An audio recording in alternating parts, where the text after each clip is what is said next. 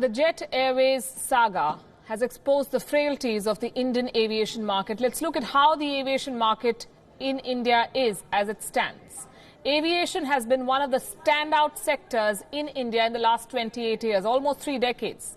In fact, India is the fastest growing aviation market in the world. The Indian aviation market has grown more than 10% in each of these last 4 years.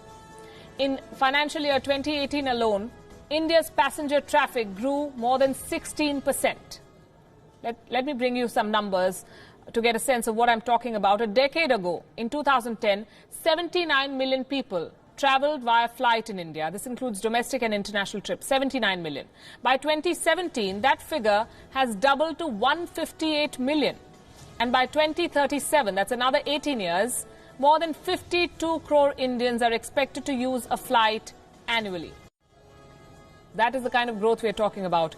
Aviation is also a major job provider. 75 lakh people are employed through direct and indirect means in the sector. It contributes $30 billion to the national GDP.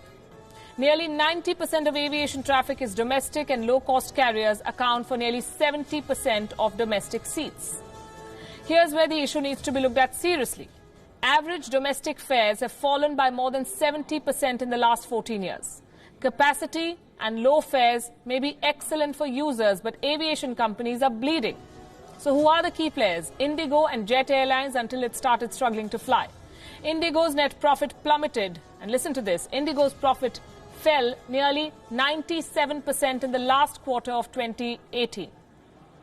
In the quarter that ended in December, Indigo posted better figures, but the fundamentals are weak. Even in the current financial year, this company has been hit hard. Reasons: depreciation of the Indian rupee, high fuel prices, competitive fares. In simple words, Indigo is hit hard. But it cannot respond by hiking prices. It cannot charge you more, because that will hurt the market share and passenger traffic. Jet Airways has defaulted on payments to banks and lessors. From the 119 aircraft it flew at the turn of the year, the fleet size has dwindled to 14. That's the total number of planes that Jet is flying right now, and that too is suspended now. Low-cost carrier SpiceJet is also not free of the burden hurting India's aviation. A report by CRISIL shows that the company's liquidity will remain stretched. It has also downgraded the ratings for this airline. A spike in operating costs is hurting every aviation company in India. So what can the government do? A bailout looks like an attractive option, but it's not economically prudent. Experts say that if the government can lower import duties, that would help this sector. Now, 2 of India's airlines are ranked among the top 72 airlines in the world. Air India, which is a government-owned airline, it's struggling to divest for years now. And the second one is Jet Airways. Airline business is a risky one around the world.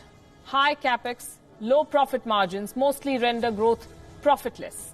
Fuel costs are dollar-denominated, meaning that rupee's weakness will hurt the sector. Government charges 14% excise duty on aviation turbine fuel, ATF, 14%. States add nearly 29% in sales tax. The current model is unsustainable. There's way too much tax. The sector needs more consolidation and policy support from the government.